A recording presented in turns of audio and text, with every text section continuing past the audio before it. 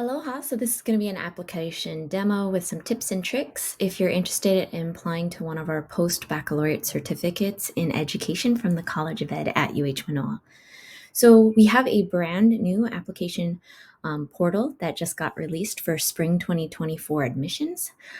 So in order to access, make sure you're using the correct link and not the previous one.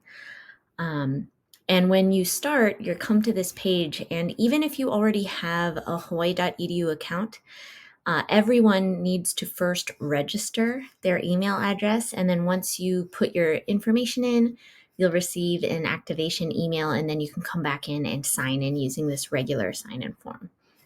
So for the purposes of this demo, I went ahead and already registered and created the account. So that way I can just go in and show you how to complete it if you are in fact applying for spring 2024 admissions. So when you sign in, you're going to see your dashboard. If it's your first time entering, this will look slightly different. And under My Applications, it'll have an arrow where you can start and open an application. Otherwise, if you decide that you don't want to finish it all in one go and you end up logging back in at a later time, it will look like this. They have some other features down here. This bottom one is for applications. So what's nice, it'll show you which application's already been started, and you can continue directly from here. So when you enter the application, it's broken into three primary components. So the first one is about you, which is a lot of your personal information, followed by your academics, which is when you're going to choose details related to the program, and then some final steps. So just for the purposes of giving you some tips and tricks to kind of speed up filling out this application, I will just let you know that for the personal information, it is important right here. Are your academic records or test scores under another name? So if your name has changed and you know that perhaps like transcripts will be coming in under a different name, it's always good to say yes and then tell what that other name is so that when they receive your documents, they'll already know to merge them into this application file. So that's a good one to pay attention to. Another one is under your family. Just push not applicable.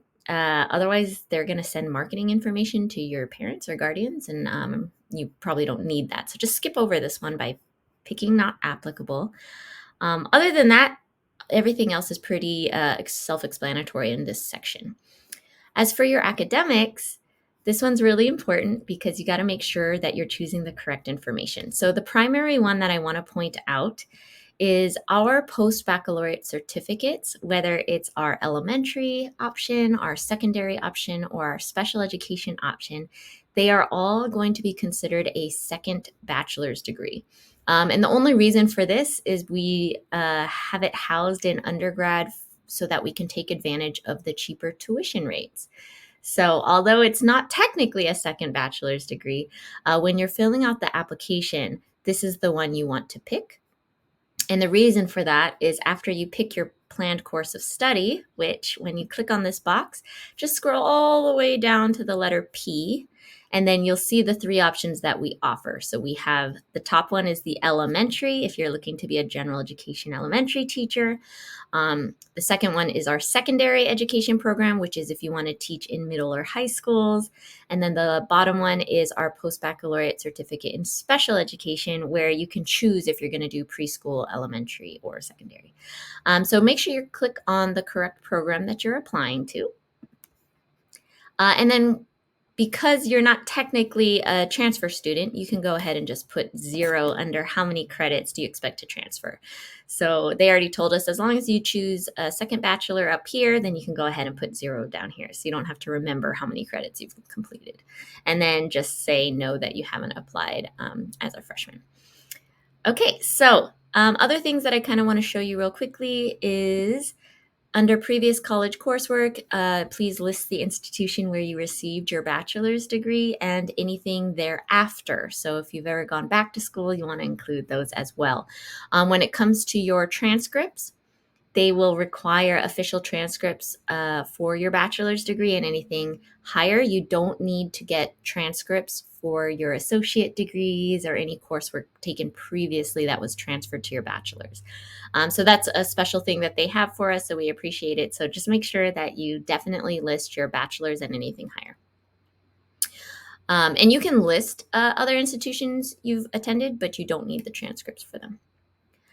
To speed up your admissions review, we do recommend they have a section in here where if you already have a copy of your unofficial transcripts, go ahead and drop it in by using this plus sign right here. You'll need to still request the official ones if you didn't attend a UH institution, but at least if you have the unofficial here, it'll just help them speed up the process. Personal statement and achievements are both optional pieces, and so go ahead and skip these. We will have all the supplemental documents you need to submit in the College of Ed Makale application, so do not feel the need to attach any additional files for these two parts.